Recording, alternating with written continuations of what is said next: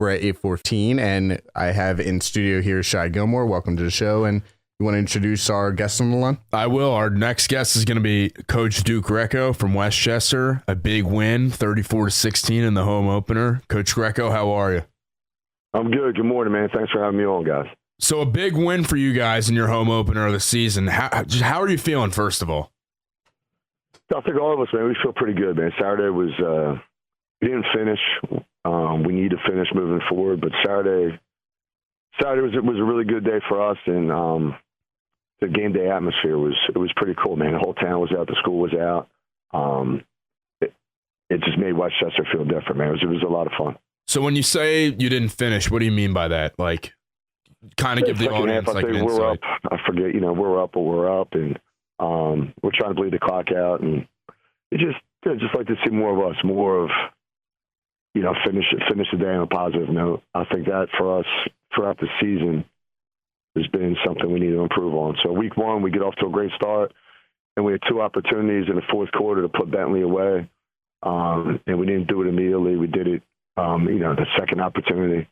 Cal, we had an opportunity to finish and win, and we didn't. And then here, it was a great day. At the same time, we left a little bit on the field. Hey, Coach Eric here. Looking forward to speaking with you here.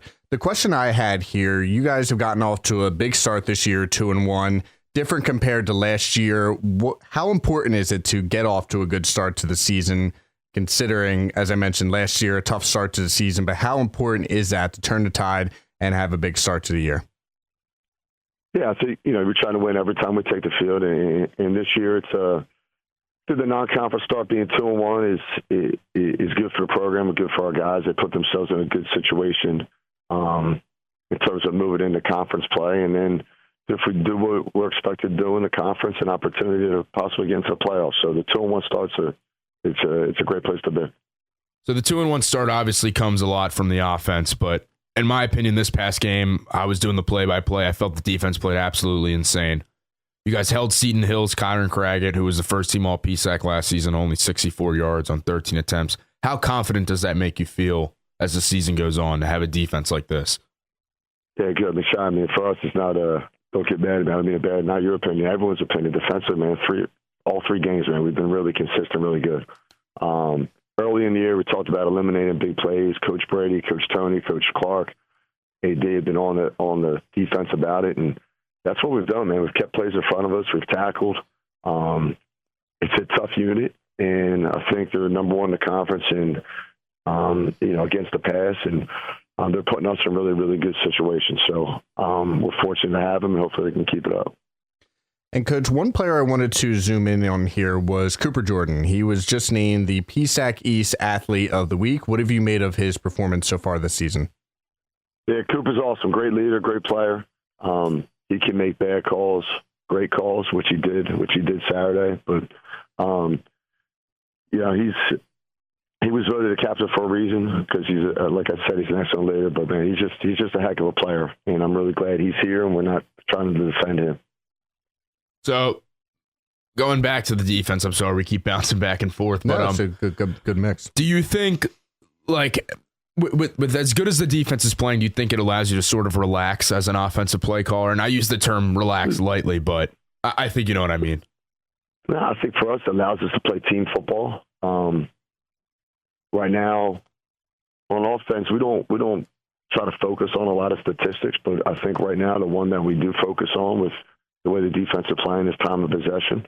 That's the one category that right now, we do lead the conference in, and we're going to run the football and we're going to take shots as they come. But at the same time, to play good complementary football offensively, defensively. And, in the punting game, we did a great job last week as well. So, for us, it all goes together. It's not sides, it's not units. It's trying to work together as a team to be the best product we can. And right now, we definitely see growth in what we're doing. So you guys rank 5th right now in third down conversions, obviously speaking of defensive stats, which leads me to the question, how involved are you in the defense, or is this sort of like a Nick Brady, Gerald Toney type of thing? It is. All those guys. The only thing, I don't call plays at all. Coach Brady puts it all together. Coach Tony, E, and AD are there to assist him in what they do. And The only thing I've ever said in all my years working with Nick is maybe once every 3 years is go ahead to blitz in a situation where, sometimes you got to worry about taking risk. And I mean, Nick does a great job, man. And more than anything, we got players and those guys believe in him and what we're doing. So that's the key, man. It starts with the kids. And Coach, you guys have this coming weekend. You'll be traveling to Millersville for the next game. What are the biggest things you guys have to do to take that win there? For us, but we want to try to come out, get off to a good start, and try to do something like I talked about. The one negative for us, we just want to be able to finish, man. Leave the field feeling great about the entire 60 minutes of football that we put together. And right now, I mean, we're starting conference play. We need to improve. I think the team that wins the East is going to be the team that gets, that improves the most from today to the end of the season. And that needs to be us. We need consistent effort. And our guys are focused on that, so we feel pretty confident. So this is a Millersville team that had 70 points put on them by IUP. Playing for you, excuse me, I know that you're not going to attack this game any differently from playing, let's say a Kutztown, but I don't want to word this the wrong way. Is there any leeway going into this game or no? Now, for me, the approach, I mean, not to be boring, literally everything we do will be identical. The approaches the staff, approaches the players should be the same. We put our whole install in yesterday. It's probably the biggest install for us of the year. So no, the approach will be identical, and we're just trying to get better at what we're doing. Gotcha. So Cooper Jordan had over 200 yards passing, and really he shines in the run game. Let's be completely honest. But his passing has obviously improved. Can you tell us how that's happened over the last 2 years as you being his coach? Yeah, I think, like you said, Coop's dynamic in the run game. I think for him, we probably need to give him more opportunities to throw the football because he does do a really good job with it. We have the weapons to do it. He's confident in what he can do, and he's seeing the field. And, I get for him, it's he hasn't regressed. Like everything he learns, he builds off of it. So, I don't know. I think as the season goes on, he'll have more success throwing the football as well. We just need to give him more opportunities, I think, as well, too. I understand. So it's tough to. It's also not to with the defense playing how they're playing. It's why I risk certain things too in different situations. So yeah. So I do want to go to that. Actually, the score was 27-3 at the half. Can we just give the audience sort of like you guys came out with 4 run plays at the beginning of the second half? What was said during halftime? I can't remember yesterday. I do remember talking about finishing and trying to, what's our pedigree want to be? Do we want to be a team that finishes, or do we want to be a team that's satisfied with being good? And my regret there is, calling plays. We should have came out and been a little more balanced in the second half. It's just you mentioned the running back for Seton Hill and the job our defense was doing, and at that point, it was trying to, in my head, it was about limiting his opportunities and our offense's opportunities and getting a W as fast as we can. So you had a big game from wide receiver Matt Iovara, who transferred from Monmouth. You guys made a pretty big decision. You switched him out of the secondary when he first came here and made him a receiver. Excuse me. That's becoming pretty common in college football. How stoked are you that it's pretty much paying off, more than paying off, I'd say? So, Matt, Matt's work ethic, man, it's crazy. The kid he's an extremely hard worker. He played in the secondary in the spring, did a solid job, and as soon as spring ball was over, he came in and we kind of just looked at each other, and the conversation was from both of us was get him to the offensive side of football. So he's come over, he worked his butt off over the summer, and then had a great camp. So it's definitely paying off for him and helping the program. And Coach, something I've noticed so far this season, you guys have had a lot of players involved in the running game, and the leader of that group has been Ali Barkley. He has 125 yards and a touchdown so far on the season. What have you seen from the running game?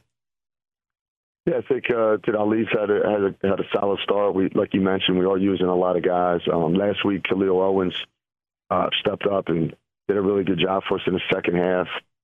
Juke Peaker had a big week 1, and then he's had some ankle issues since. So we're looking forward to probably getting him back more involved this week. And the other guy that needs to touch the ball more for us is Jameer Robertson, future. I would look to see him, have a bigger role here as the season goes on.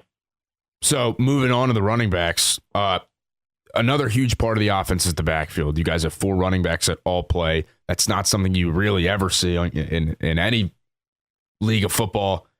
How comfortable does it make you knowing that you have all those options in the backfield? No, it's great. I think they all bring something different to the table. You can always go with a hotter hand, too, a guy that's feeling it that day. And it's the biggest, as a coach and a team, it's fantastic to have those options. I think the hard part is what's different is those guys need to be unselfish. They need to be all team guys. And we're fortunate that the group we have there, that is their mindset. It's about winning and about trying to be the best unit, in the conference we can be. So how are the seniors handling the indoctrination of the freshmen? Like, is there anything that they're doing differently in compared to years that you've seen as a coach, or no? No, I think we got great leadership. I think for us, man, as freshmen come in, like most guys, and you look up to the older guys and you see how they go about their work. And if the guys do things the right way, which we're fortunate we have those guys, they try to emulate that. And that's what builds the culture of the program. And it's, I've said it before, but it's really player-led. And, coaches, you could try to, this is what we need. This is what's important. You try to emphasize the details that you feel is important to the staff and the program, but the players need to run with it. And that's the true culture, man. It's how you go about it every day. Are there any standout freshmen currently right now that can come to mind for you? We got a bunch of guys. So we really like the class. A lot of these guys haven't had an opportunity yet. A couple that have are Brian Anderson, the one safety. He's played a little bit, been on specials. I think this week you see a couple more freshmen, help us out on special teams like Jimmy Wade and Peaky from Atlantic City. But, it'll be a good group, and it'll be a group that, if you're a Westchester football fan, I think in a couple of years you'll realize that it's a group that's going to really help the program a lot. And my last question, Coach, and again, thank you for coming on. It's always a pleasure having you. Aside from your captains, who are some players that have sort of stepped up either on or off the field? So as a captain, that's a good question. Deborah Johnson has matured and grown up. Connor Noble, who, was a captain for us last year, came back. Mm-hmm. Johnny Pergine brings a lot of energy. Sometimes he needs to calm down. Other times his energy is perfect and is what's needed. Quiet leader is Delgado, other linebacker. Offensively, Jake Phipps, Donovan Jones, and the really quiet leader, I believe, is Zach Gillen, who just goes about his work every single day the right way and impacts the team. Mm-hmm. Well, that's good to know. And again, congrats on the win this weekend, a big home opener win, Coach Greco. Whenever you want to come back on, you text me, or we'll probably text you. But anyways, take it easy, all right? Yeah, let me know, man. Appreciate the time, guys. Thanks for everything. Congratulations. Thank you. We appreciate Good luck this week. All right, thank you. See you. Bye-bye.